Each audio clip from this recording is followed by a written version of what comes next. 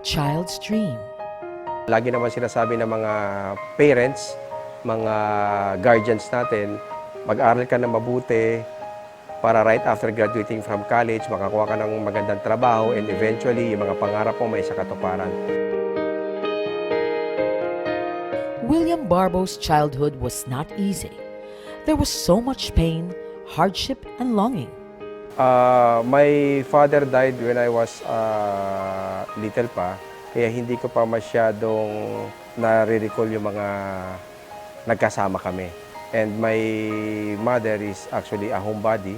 Siguro around 7 onwards, yan, doon ko na-experience yung hirap ng buhay. At a very young age, na-expose akong magtinda for me to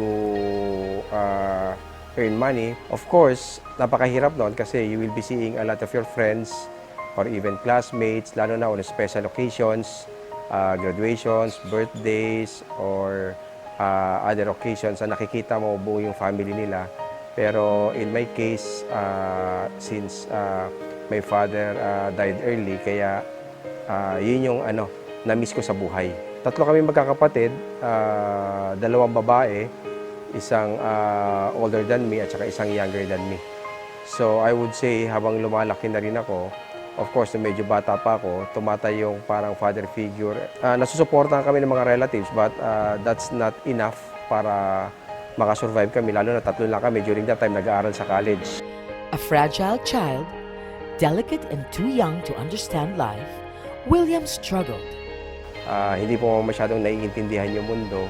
Kaya I would say during that time talagang parang ang daming tampo, bakit ganito, bakit ganyan, bakit sila ganito, kami hindi ganyan. And I would say isa yun sa naging motivation ko sa buhay. Kaya nagpursige akong mag-aral at magsikap makatapos ng pag-aaral. With that in mind, William tried to focus on finishing college, believing that a diploma could lead him to the realization of his dream. Nag-college na ako, medyo kailangan na ng mas malaking pera for me to go into college. Kaya that was a time na napilitan akong magtrabaho. So I work as a service crew sa one of the fast food here in the Philippines. And then until I graduated from college. He graduated college as an engineer, but got a bartending job instead. Although he was earning enough, he felt that that was not his world. In his heart, he knew he should do something more to give himself financial freedom. So rather than practicing my profession as an engineer, tinanggap ko yung trabaho working as a bartender. And then right after some time working sa hotel, 5 years na ako sa hotel, na-realize ko na yung pangarap ko, nung estudyante pa rin ako, ngayon employed na ako, malaki yung income ko, still pangarap pa rin. So parang merong napakalaking discontentment na sabi ko, bakit ganon? Akala ko ba dati pagka-graduate ka ng kolehiyo, may trabaho ka na, automatic, unti-unting may sasakatuparan yung mga pangarap mo. Yung nangyayari sa akin is yung sitwasyon namin during that time. Yun yung parang naging motivation ko sa sarili ko. Na I wanted to do something na talagang makakapagpabago ng buhay ng pamilya ko at ng buhay ko eventually at ng mga magiging anak ko. So that's the time I started to look for other opportunity. At that point, William decided to change his life. He decided to pursue his longtime dream of becoming successful, of becoming rich. But little did he know that God's blessing would come in a different package, something that he least expected. There was this friend of mine, he keeps on inviting me to attend a seminar presentation. And as always, ang laging perception is parang bibentahan ka parate.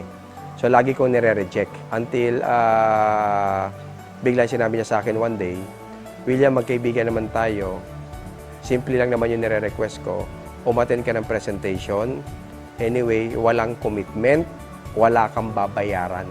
At hindi kita kukulitin kung hindi ka interesado.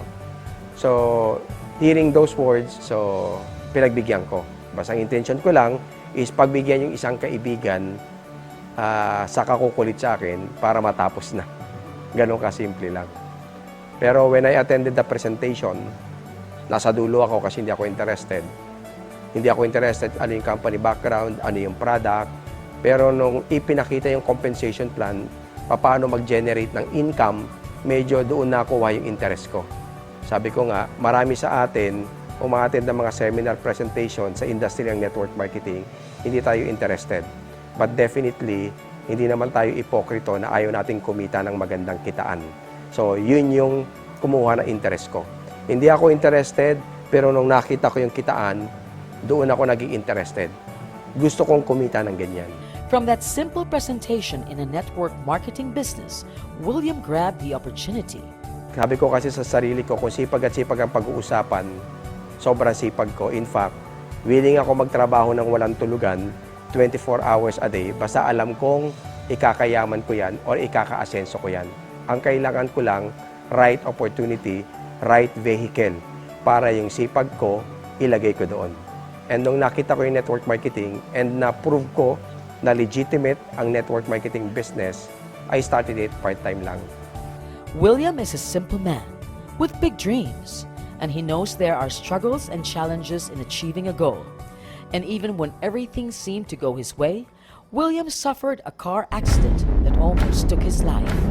Of course, disappointed ka talaga sa buhay, pero you have to move on. You have to do something para makasurvive. So, yun yung feeling during the time na nararamdaman ko dahil wala naman akong option kung hindi umasa sa sariling sikap.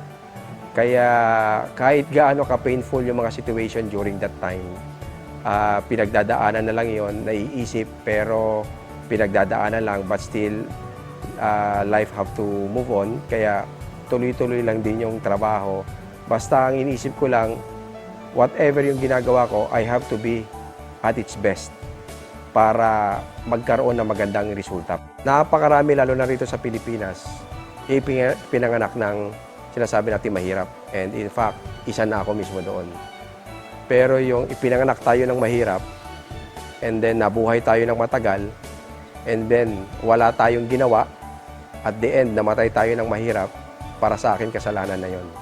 Kasi napakaraming opportunity nung nabubuhay tayo. William Barbo's passion paid off. He now has the financial freedom that everybody dreams of. He is now a top-notch marketing genius in the country. Pagka alam mo kasi na ini-enjoy mo yung ginagawa mo at alam mong merong pera sa ginagawa mo, put your heart into it, and then guaranteed, it's just a matter of time, you'll get the success you've been waiting for. Call it fate. Call it destiny. Life has been good to William. And that's because William Barbo knows how to appreciate life and God's blessings. He is privileged. And he is Uno Premier.